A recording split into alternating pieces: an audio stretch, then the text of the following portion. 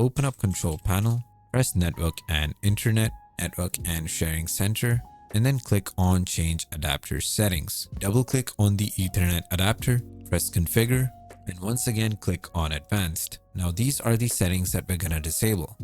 Advanced EEE, ARP Offload, Auto Disable Gigabit, Energy Efficient Ethernet, Flow Control, Gigabit Lite, Green Ethernet, Interrupt Moderation, IPv4 Checksum Offload, Jumbo Frames, both of the LSOs, NS Offload, Power Saving Mode, Receive Buffer should be set to its highest value, RSS is going to be enabled, Speed and Duplex should be set to Auto Negotiation, but if your router, cable, and network adapter can support 1 Gbps, that is the one that you should be using. Disable both the TCP offloads. Transmit buffers has to be set to its maximum value as well. Disable both of the UDP checksum offloads.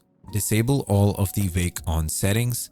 And shutdown link speed should be set to not speed down. Once you apply all of these settings, click on OK, and those were the most optimal settings to use for your network adapter.